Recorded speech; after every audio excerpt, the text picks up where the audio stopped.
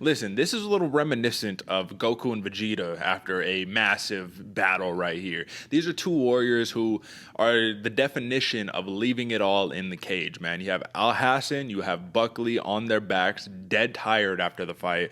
This was actually a third round where Abdul Razak Alhassan made a little bit of a comeback and had a little more in the tank than we anticipated because Buckley was looking fresh until he wasn't. Like he just gassed out just like randomly in the third round immediately. But he was trying to push the pace. He was trying to wrestle. That is clearly the game plan to stopping the offensive prowess of an Abdul Razak Alhassan. What did you make of this fight overall, brother? Do you agree that Buckley got the nod or deserved the nod in this split decision? Because some people weren't very happy with it.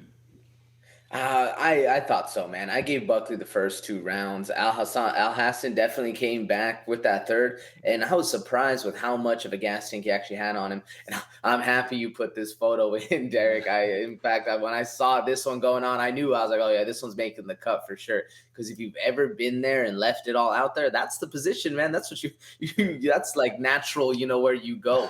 So it's crazy to see both of them doing that. Because even, I mean, what I have in the notes, man, the muscles look nice until you start to use them and you get dog shit tired, and then you find yourself on the back of the canvas breathing with the homie.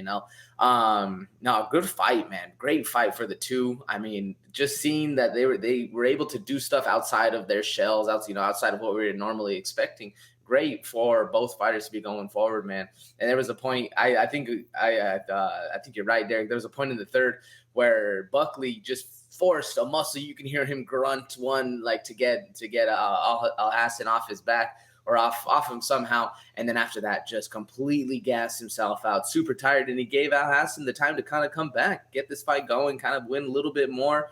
I could see where people were thinking. I guess it all depends on how you score rounds one and round two. I definitely had him for Buckley. I don't know about you, Derek, but I definitely had Alhassan, winning that third round and kind of running away with it a little bit, but the gas tank at the end of the day, both dudes were dog shit tired. A very fun fight either way. Alhassan only needs one, but if this dude didn't depend on that, he could find the one. It's just he knows he's depending on that one big shot, unfortunately. It's when you fall in love with the power, man. It's a blessing and a curse. And I will just say that the story of the fight seemed to be speed, man. Buckley, footwork, speed. He was just a step quicker than Alhassan the whole fight until it went to the wrestling, to the grappling, where Alhassan, let's not forget, he's a black belt in judo, man. So it's like he used some of that judo. He used a couple of those head and arm tosses. He used some of that cage work right there to get an advantage on Buckley. But Buckley had some great sprawls, showed off some pretty good, just wrestling IQ overall. But I just think that Buckley is going to continue to be a problem against these big, heavy plotter knockout punchers because he's able to use the head work, or head movement and footwork to be able to get in, get out unscathed for the most part, because he did eat a couple of bombs, a lot of things deflecting off of his head. But I mean, you can't walk through the rain and not get wet, folks. So that's the story of Joaquin Buckley versus Abdul Razak Alhassan. Overall, these dudes were very similar in terms of their fighting styles, their fighting approaches, and in terms of their ranking, man. So it's interesting to see where Joaquin Buckley will go from here. But I do think that this was a substantial win. Like, this is not something that you should overlook. A win is a win is a win. And Buckley is quietly moving up the rankings. I think he avenged his last loss against Chirico, right? That head kick loss. He avenged it. But the interesting note that I wanted to take away from here, AJ, this is the fourth decision win of Buckley's career. So he's showing that he can get it done over 15 minutes. How important do you think that's going to be in the trajectory of his career?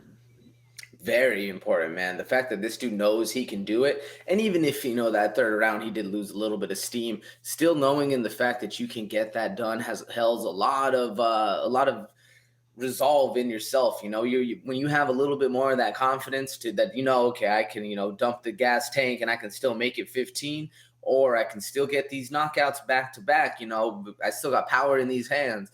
It bodes very, very well for Buckley in the future. And this dude, I mean, he's had a little bit of ups and downs, but I like the fact that he's able to go 15. It's always been one of his biggest, asterisks or worry marks that you're looking at Buckley. We always say he doesn't have the gas tank, but the fact that he can go those 15, man, is really, really looking good for Buckley in the future. What you think?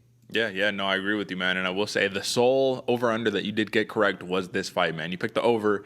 I don't know how you predicted it, man, because I did not see it going that way. But the over, sometimes it's like when you hype it up too much. Oh, someone's got to go to sleep, right? And then it goes to a decision. And then you're like, oh, okay, whatever.